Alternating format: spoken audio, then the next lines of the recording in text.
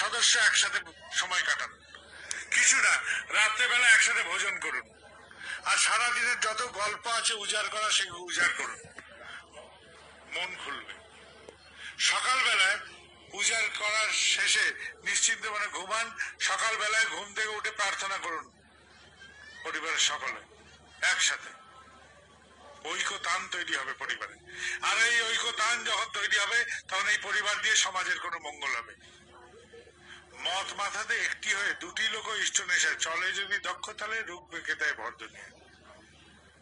তাহলে আমাদের পরিবারকেই আগে মত মাথাতে এক হতে হবে, তবে আমার পরিবার এই সমাজের বুকে কোনো মঙ্গল কার্যক্রমে ভাগ নিতে পারবে।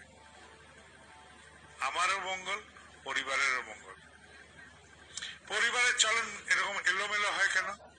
পরিবারের চলন এলোমেলো হয়, আমি শেখাই আমার সন্তানকে, বাবা মিথ্যে কথা বলতে নেই, সবসময় সত্য কথা বলবে।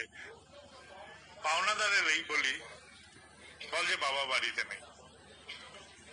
মা বলল বাবা গুরুজন, কথা মেনে চলতে হয়। রাতের বেলা দেখা গেল বাপ মায়ের তুমুল ঝগড়া, মা গালাগাল দিচ্ছে বাবাকে।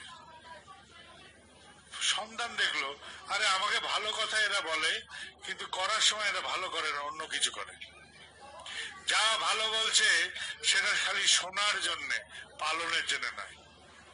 আর পালনের জন্য যখন নয়, তাহলে পালনের জন্য মন্দটাই পালন করতে হয়।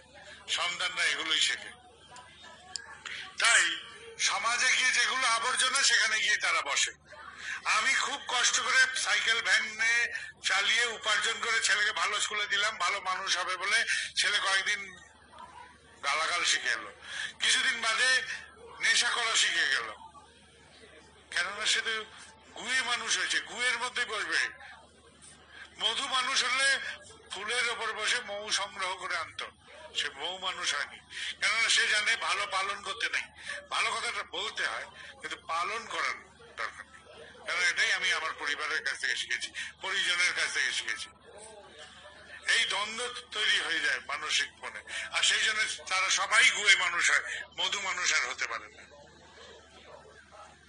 আর অথচ সমাজে যাই মধু মানুষ, যে বাড়ি থেকে বেরোলি ভালোটা নিয়ে চলে আসবে, ভালোটা আমাদের পরিবারের মধ্যে ছড়িয়ে দিবি। আমার পরিবারের থেকে এই আমার পরিবেশে সরাবো, আমার পরিবেশ থেকে আমার সমাজের আলোকিত হবে তোর হাত ধরে। উপায় কি? বাড়িতে আমরা প্রত্যেকেই বলি আমি কর্তা, আমার কথা চলবে, ভুলে যান এই কথা।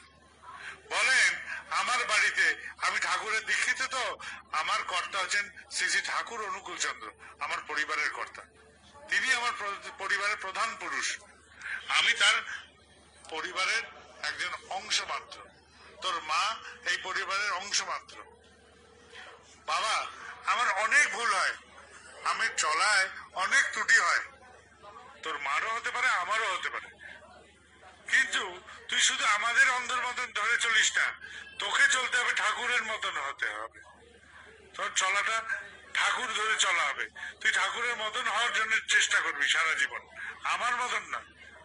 আমি তো তোকে একটা নির্দিষ্ট অবধি নিয়ে যাব, তারপরে কিন্তু তুই ঠাকুরের মতন হওয়ার জন্য আপ্রাণ হবি।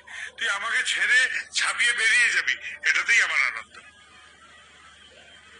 এইরকম করে যদি পরিবারের কর্তারি আমি আমার ঘর থেকে আমার গুরুর ঘরের সাহারাই, তাহলে সন্তানগুলোর রক্ষা, নয়তো সন্তানগুলো সবার আগে এলোমেলো হবে। আরেকটা কি, পরিবার যখন এরকম করে চলছে ভালো মতন, তাহলে সমাজের প্রতি একটা দায়বদ্ধতা থাকে। কেন দায়বদ্ধতা? কেননা আমরা প্রায়শই গুরু ধরি বা ঠাকুর ধরি বা ভগবান ধরি বা কোনো মন্দিরে যাই বা যেখানে যাই, আমার ছেলেটা যেন পাশ করে যায়, আমার বউ যেন প্রত্যেকটা সদস্য